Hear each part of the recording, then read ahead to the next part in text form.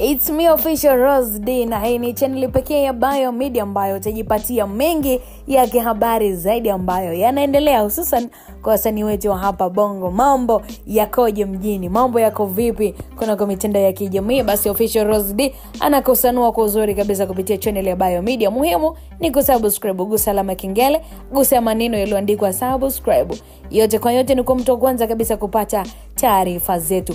Bwana mwanadada Mange amechafua hali ya hewa. Kesi ya Harmonize na Ibra. Basata Ibra ameachiwa huru. Aya.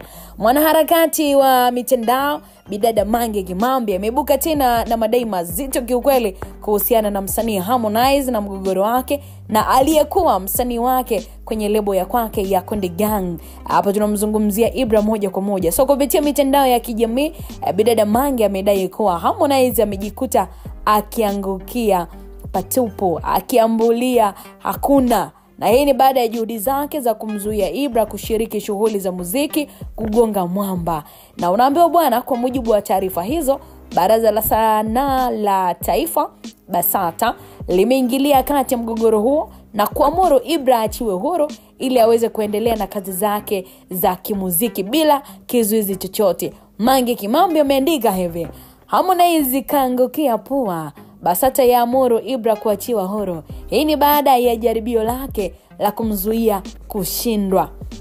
Na taarifa hii imepokelewa kwa hisia tofauti na mashabiki wa muziki wa Bongo Flava, huku wengi wakifuatilia kwa karibu sana hatua zinazofuata katika mzozo huu wa kimuziki. Lakini kwa muda sasa, mtazamaji wa Bio Media, kumekuwa na kamvutano baina ya Harmonize pamoja na Ibra baada ya msanii huyo mdogo bado kujiondoa Konde Gang kwa kwanza kujitegemea, na yeye kama ambavyo anajitegemea wasanii wengine. So tuhuma za mikataba kandamizi pamoja na ukandamizaji wa kimuziki zimekuwa zikirindima mitandaoni. Kila kukicha tumekuwa tukizishuhudia.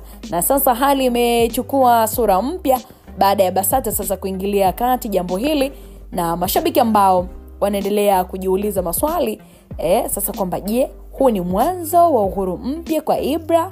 Na je, Harmonize atatoka vipi katika sakata hili ambalo linazidi kumchafua mbele ya jamii?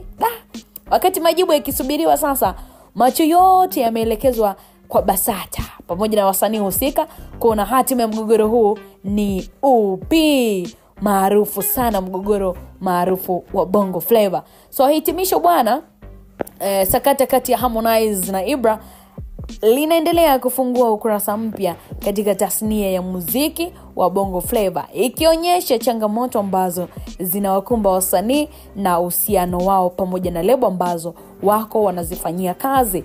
Lakini uamuzi wa BASATA kuingilia kati swala hili na kuamuru Ibra achiwe huru ni hatua muhimu sana katika kulinda haki za wasanii pamoja na kuhakikisha wanafanya kazi katika mazingira huru na yenye tija. Kwa upande mwingine, tukio hili linaweza kuwa funzo kwa lebo, lakini pia kwa wasanii kuhusu umuhimu wa mikataba ambayo iko na haki, lakini pia maelewano ya muda mrefu, wakati mashabiki wakisubiri sasa kuona kile ambacho kitafuata. Jambo moja iko wazi kwamba muziki wa Tanzania unaingia katika kipindi cha mabadiliko ambako sauti ya msanii mmoja inaanza kusikika kwa nguvu zaidi, kwa maana ya kwamba wasanii wanaibuka na swala zima la kutaka kujitegemea. Kila mtu anataka kusikika akitumia nguvu. So hii inaleta taswira kwenye muziki wa Tanzania kwamba hii kutokuwa chini ya lebo fulani, msanii atafanya kazi kwa nguvu, lakini pia tutaona juhudi zake yeye binafsi, kile ambacho anakifanya kwenye muziki wake, tofauti na kuwa chini ya lebo fulani. So tunatarajia kuona wale ambao